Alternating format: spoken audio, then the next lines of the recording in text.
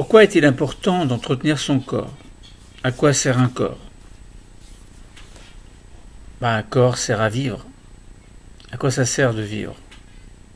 Vivre, c'est permettre à chacune des cellules de votre corps de s'exprimer, de vivre en communauté, en réseau. Alors non pas en réseau social, mais en réseau de communauté cellulaire. Donc une communauté de cellules, c'est quoi? C'est un ensemble de cellules qui travaillent ensemble.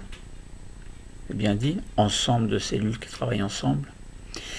Par exemple, pour assurer une fonction cardiaque. S'il n'y avait pas de cellules cardiaques, il n'y aurait pas de cœur. Et tel que nous connaissons le fonctionnement du corps humain, ce corps ne pourrait pas fonctionner. Il n'existerait même pas. Le cœur est une pompe. C'est une pompe qui permet au sang de circuler. Quand on dit c'est une pompe, ça veut dire qu'il y a un mouvement d'aspiration et d'expiration. Alors c'est pas tout à fait aspiration et expiration, c'est plutôt une façon de dire en relation avec les poumons que quelque chose va circuler. Ce quelque chose, c'est le sang.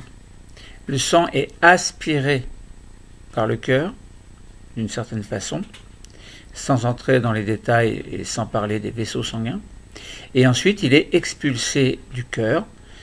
Et ensuite, ce qu'il faut, c'est qu'il y ait une harmonie entre eux et en parallèle, évidemment, avec les poumons. Le poumon, il inspire, il expire.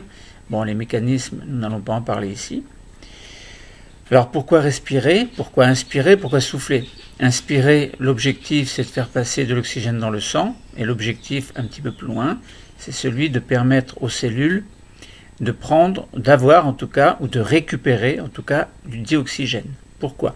Nous verrons tout à l'heure. Et l'expiration sert à quoi? Elle sert à rejeter quelque chose. Ce quelque chose s'appelle le dioxyde de carbone, qui est le produit de ce quelque chose justement dont je vais vous parler tout à l'heure, et en relation avec le dioxygène qui a réussi à pénétrer dans les cellules. Mais le sang, c'est pas que faire circuler de l'oxygène d'un endroit à un autre, c'est-à-dire des poumons vers les cellules, alors que ce soit les cellules musculaires ou toutes les cellules du corps ont besoin d'oxygène.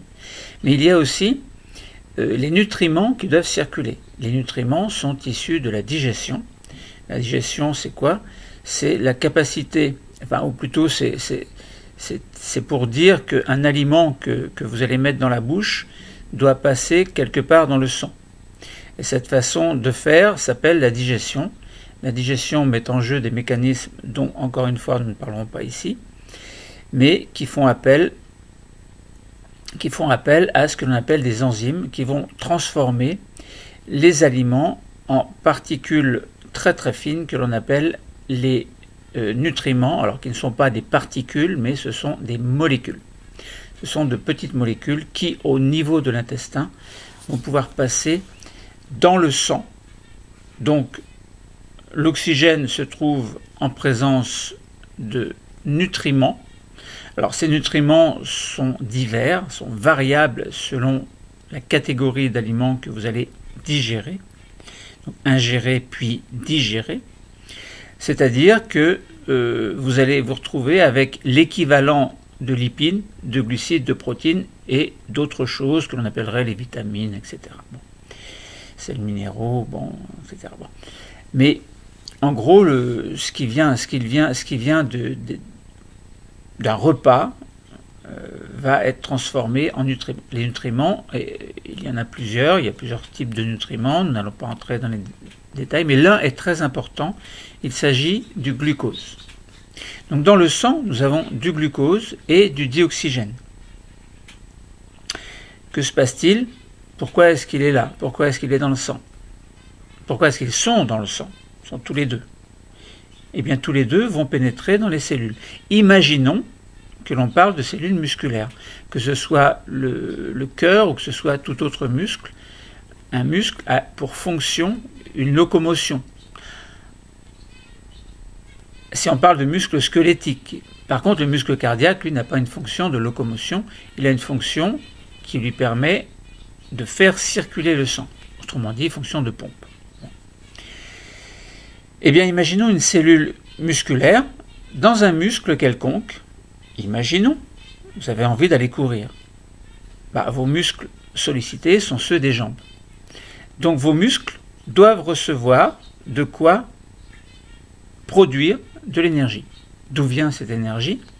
Eh bien, l'oxygène qui va entrer dans les cellules et le glucose qui fera de même vont ensemble interagir selon une réaction que l'on appelle une réaction chimique. Alors, comme on est dans le corps humain, on parle de biochimie.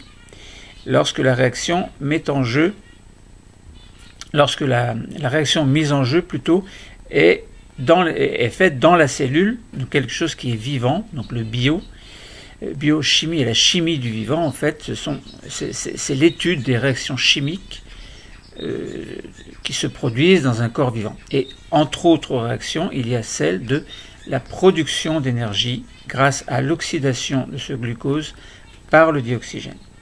Voilà tout l'intérêt d'avoir une bonne inspiration, une bonne expiration, une bonne alimentation. C'est quoi? C'est simplement faire que l'oxygène doit être en présence de glucose. Pourquoi? Pour produire cette fameuse énergie.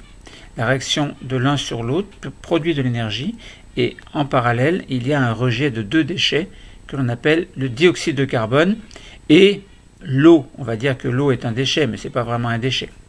Alors vous allez comprendre que lorsque vous faites du sport, vous transpirez et là on comprend bien que la réaction que l'on appelle une oxydation du glucose par le dioxygène, c'est ce que l'on appelle d'une manière plus conforme en biochimie, la respiration cellulaire. Alors, c'est un petit peu impropre de dire que la réaction d'oxydation du glucose est une respiration cellulaire, parce que la respiration, on pourrait dire, c'est le fait de faire entrer le dioxygène dans la cellule et de faire ressortir quelque chose d'autre qui serait ce fameux déchet. Donc la respiration cellulaire, c'est en fait c'est pas le fait de l'entrée de l'oxygène, c'est le fait plutôt de l'action de l'oxygène sur le glucose. Bref, respiration cellulaire, 2 points, oxygène plus glucose va produire de l'énergie en rejetant du dioxyde de carbone et de l'eau. Le dioxyde de carbone sera rejeté à l'expiration, d'où l'intérêt lorsque vous faites du sport de bien expirer pour évacuer le maximum de dioxyde de carbone qui s'accumule dans le sang, puisque les cellules en fait qui ont ce dioxyde de carbone vont devoir s'en séparer, le rejeter dans le milieu extérieur à la cellule. Et ce dioxyde de carbone, il va, à un moment ou à un autre, il faut qu'il se retrouve dans les poumons à l'expiration, d'où l'intérêt de bien expirer. Ensuite, l'intérêt de bien inspirer, c'est simplement faire passer de l'oxygène en continu et de manière constante, équilibrée par rapport à votre force physique, à votre rythme en fait, rythme physique, donc une certaine quantité de dioxygène doit passer. Bon, après, il y a une histoire de dioxygène constant, il y a une histoire de VO2 max, etc. Bon, c'est compliqué. Là, pour l'instant, on n'entre pas dans les détails de tout cela. Pourquoi je vous parle de tout ça? Simplement parce que on a un corps, on se dit à quoi ça sert de faire du sport? Eh bien, faire du sport, ça sert à faire travailler tous les muscles du corps, ça sert à créer une espèce de bien-être au niveau du corps entier. Le corps, c'est quoi? C'est un squelette. Sur ce squelette, il y a des muscles. Les muscles sont insérés au squelette. Alors, vous avez le choix entre tendons et ligaments. Tendon ou ligament? Tendon. Si vous avez une tendinite, ça veut dire que c'est une inflammation du tendon suite à un travail excessif d'un muscle. Et alors les os, eux, sont reliés entre eux par quoi? Bien, par des... Vous avez le choix entre tendon et ligament, puisque c'est pas tendon, c'est obligatoirement ligament. Donc voilà. Donc le corps, c'est quoi? C'est un squelette sur lequel sont fixés des tendons et ligaments et des muscles, évidemment. Ensuite, il y a tout le reste, quoi.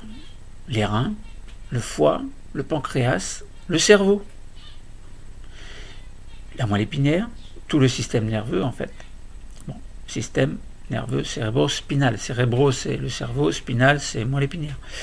Bon, alors le cœur, les reins, etc. Bon, bref, tout ce qui sert à faire vivre un corps s'insère sur un squelette et est supporté par différentes membranes, etc., etc. Donc, à quoi ça sert de faire du sport?